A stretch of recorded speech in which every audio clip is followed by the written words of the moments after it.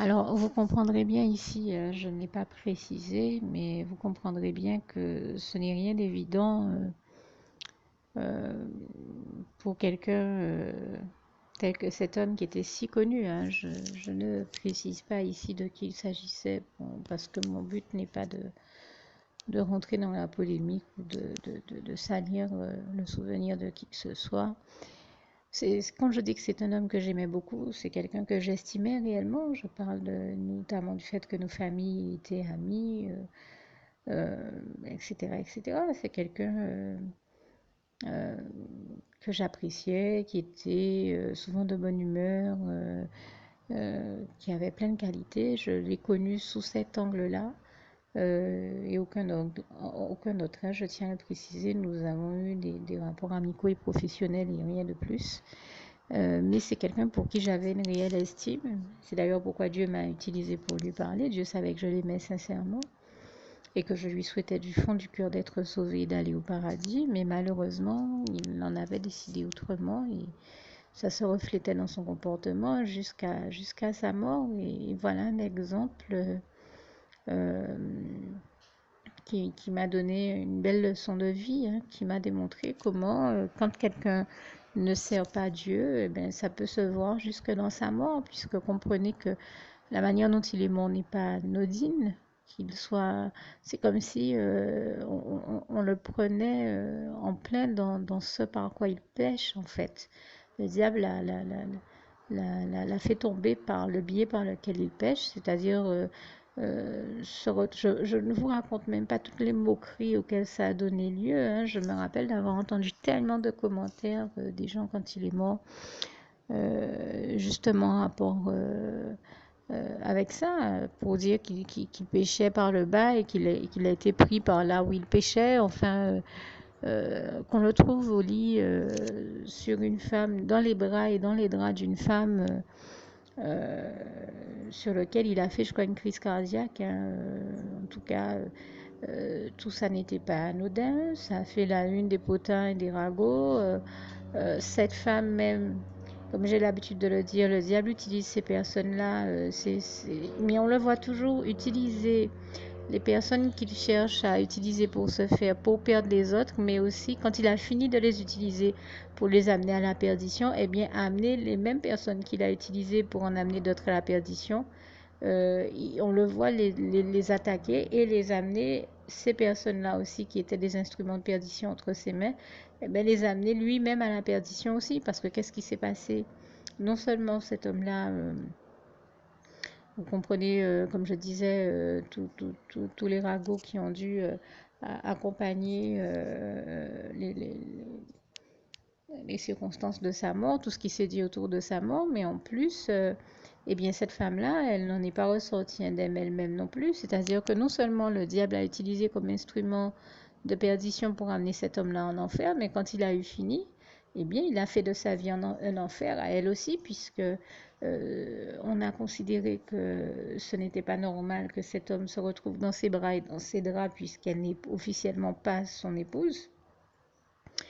Elle n'est pas l'épouse qu'on lui connaît, c'est un homme qui était marié avec enfants, etc., etc. Donc elle n'est pas l'épouse qu'on lui connaît. Ça a été donc l'occasion pour elle de voir sa réputation être salie. Une fois que sa réputation a été salie, elle a ensuite ça a suivi la suspicion qui pesait lourdement sur elle, parce on s'est dit, on a trouvé cet homme-là mort dans ses draps. On ne sait pas tout ce que cela implique. Donc là, la police était en position de lui poser des questions et voilà, enfin, il faut comprendre que des questions se sont posées. Tout ça n'a pas été sans conséquences. Elle a eu à gérer justement toutes les conséquences de cette affaire-là et le diable a fait de sa vie un véritable enfer pour mieux l'amener elle-même ensuite en enfer avec lui aussi. Donc il faut comprendre que, comme je dis, hein, non seulement le diable dans ces cas-là, il attaque et il utilise des gens comme instrument de perdition, mais il amène à la perdition ceux-mêmes qu'il a utilisés comme instrument de perdition. C'est quand même terrible. Et je vous passe ici bien d'autres détails et que vous comprenez bien être implicite à toute cette histoire, que j'interromps encore ici pour quelques secondes et je reprends dans quelques minutes. Alors, vous l'aurez compris, hein, je dénonçais ici les stratégies de l'ennemi et comme cela jette une très grande honte sur lui et ses serviteurs et servantes, il n'a rien trouvé de mieux à faire que de faire sonner le téléphone portable de quelqu'un d'autre à mes côtés. Vous savez bien que ça ne peut pas être le mien puisque j'ai témoigné un peu plus tôt que je n'ai pas de portable depuis un bon moment. Donc, et c'est un choix sciant. Euh, donc, bien sûr, il savait très bien que je ne savais pas que quelqu'un avait oublié son portable près de moi et il en a profité pour faire sonner ce portable afin que ça soit une distraction ou quelque chose qui me déconcentre pour, là encore, venir essayer de discréditer mon témoignage ou me faire arrêter de témoigner. Bon, malheureusement pour lui, c'est raté. Comme vous pouvez le constater, je continue à témoigner. Bon, j'ai bien entendu dû l'arrêter euh, pour quelques secondes, mais je pense que vous pouvez très bien comprendre que c'est bien indépendant de ma volonté et comprendre ce qui se passe, cette réalité, en toute bonne intelligence. J'en demeure persuadée. Donc, je continue sur ma lancée pour vous dire, voyez un peu dans quelle très grande honte ça jette, hein, et sur les miens et sur ceux qui le servent puisque quand même, avant une telle mort, ça démontre, comme je vous le disais, de quel côté on est, hein, en quelque part, puisqu'on sait très bien que Dieu n'aurait jamais laissé l'un des siens mourir dans des circonstances aussi honteuses.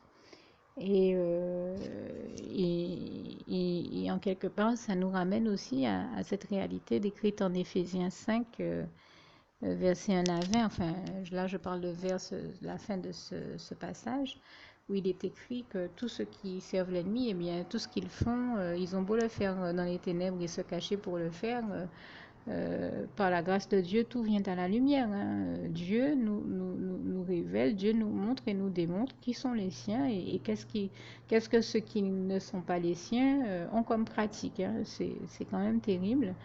Et je pense encore à ce passage. Je remercie le Seigneur pour toutes ces réalités, ces bénédictions, hein. C'est une bénédiction pour nous que de savoir la vérité. Et nous remercions le Seigneur Jésus qui nous la révèle toujours, qui la met toujours à notre portée, nous permet toujours d'arriver à la connaissance de toute vérité que nous avons besoin de connaître. Et je pense à ces deux passages, hein, Jean 8, verset 32 qui dit, vous connaîtrez la vérité et la vérité vous affranchira. Et Jean 8, verset 36, si donc le Fils Jésus-Christ vous a affranchi, c'est que vous êtes et vous serez réellement libres, et je lui en rends grâce et gloire. Mais je pense aussi à ce passage du psaume 36, verset 9 à 10. C'est par ta lumière, Seigneur Jésus, que nous voyons la lumière. Bien entendu, ici, j'ai dit ces passages à ma manière. N'hésitez pas à aller voir comme ils sont textuellement écrits dans vos Bibles. Mais en tout cas, je crois que l'exemple que je viens de donner, je le dis encore, je n'ai même pas cité le nom de la personne dont il s'agit et j'aurais pu le faire. Ça prouve que je ne suis pas dans la dynamique de salir qui que ce soit, ni la mémoire de qui que ce soit. Et d'ailleurs, j'ai la sensation que ça n'a pas besoin d'être fait parce que le diable s'est chargé de salir la réputation et l'histoire de ces deux personnes déjà suffisamment bien. Donc je ne suis pas et je ne serai jamais dans les dynamiques qui sont les siennes.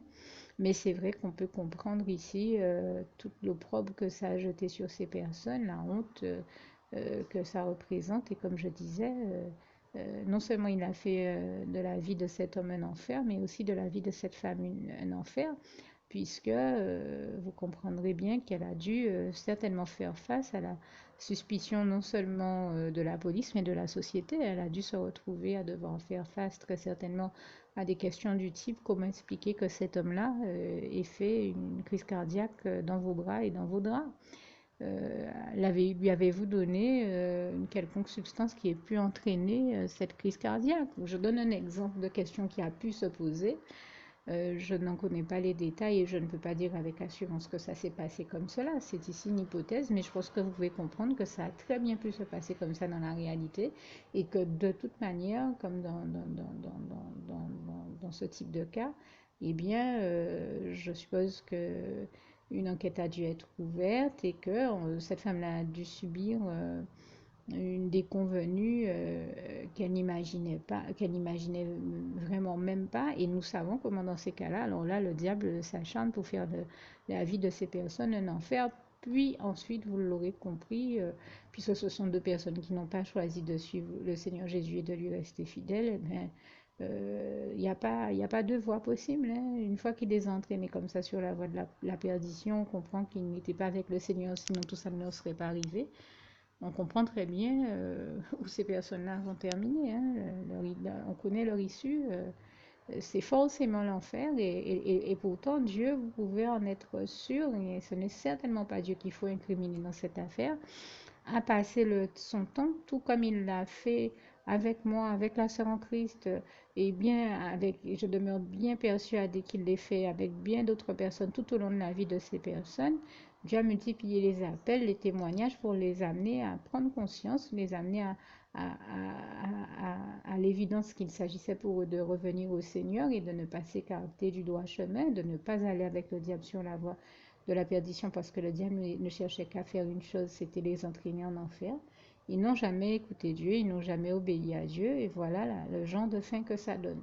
Alors je parle ici de ces exemples-là, comme je l'ai dit, non pas pour salir qui que ce soit, mais pour inviter tous ceux qui sont encore en vie et qui se rendent bien compte que Dieu les appelle, que Dieu les aime, et bien à obéir à Dieu, à répondre oui à son appel, à se consacrer à lui, à faire ce que l'on appelle la prière de consécration à Dieu.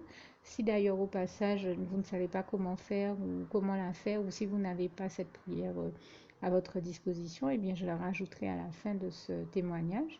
Il vous suffira de répéter à haute voix la prière de consécration à Dieu, donc que je rajouterai à la fin de ce témoignage. N'hésitez pas à la faire, c'est le premier pas que vous pouvez faire vers les bras d'amour du Seigneur Jésus et le paradis. Et je vous y invite vraiment, puisque vous l'aurez compris, je souhaite à tout le monde de connaître le bonheur d'aller au paradis dans les bras d'amour du Seigneur Jésus. C'est pourquoi je partage avec vous cette prière par le biais de laquelle il m'a sauvé la vie et par le biais de laquelle j'ai aussi découvert le bonheur de lui appartenir. Bien entendu, cela implique bien d'autres choses, hein. Une fois qu'on a fait la prière, on a fait le premier pas, mais il y a d'autres pas également à poser, d'autres actes à poser pour appartenir totalement au Seigneur et être sûr qu'on se retrouve à avoir les deux pieds dans son camp et à lui appartenir totalement, et non plus être avec le diable et être dans sa dynamique de le laisser nous entraîner en enfer. Non, nous lui disons non, nous choisissons de dire non au diable et toujours dire non au diable et de toujours dire oui à Dieu, et de dire oui à Dieu, à Jésus, à son Saint-Esprit. Ça implique également de lui dire oui, non seulement pour lui appartenir, donc faire déjà en premier pas cette prière de consécration à Dieu, mais aussi ensuite de poser le second pas qui est de passer par les eaux du baptême à l'âge adulte, comme le Seigneur Jésus nous en a donné l'exemple, euh, pour être sûr à ce moment-là qu'on a les deux pieds dans le camp de Dieu, qu'on est totalement dans le camp de Dieu et certainement pas dans le camp du diable.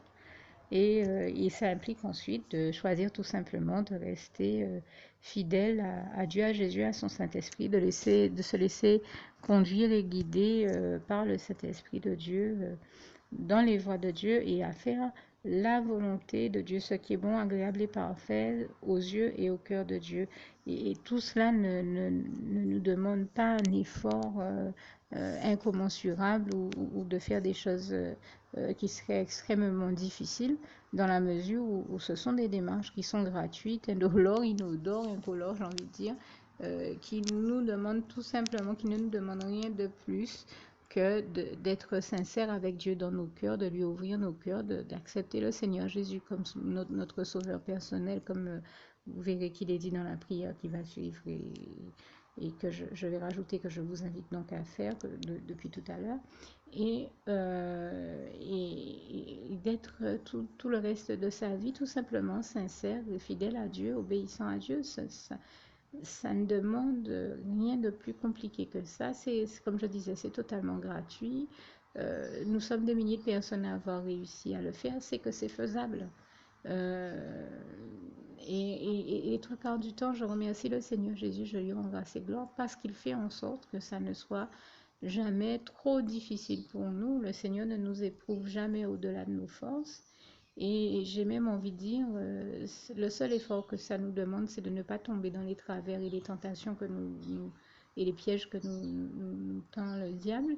Et bien entendu, les trois quarts du temps, j'ai même envie de dire que c'est toujours le plus facile à faire que de dire oui à Dieu, à Jésus, à son Saint-Esprit, plutôt que d'aller accepter les choses folles, compliquées, malsaines et perverses dans lesquelles le diable cherche à nous entraîner.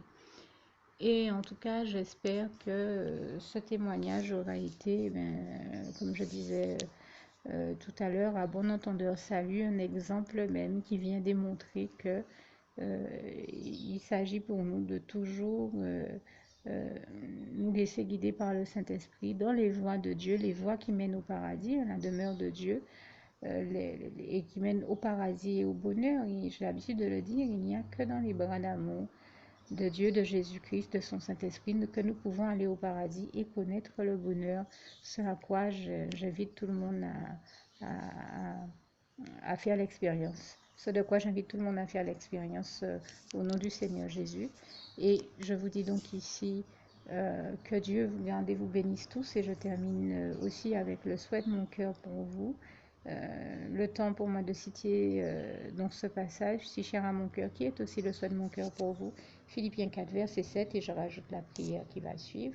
Donc Philippiens 4, verset 7, que la paix de Dieu qui surpasse toute intelligence garde vos cœurs et vos pensées en Jésus-Christ. À bientôt.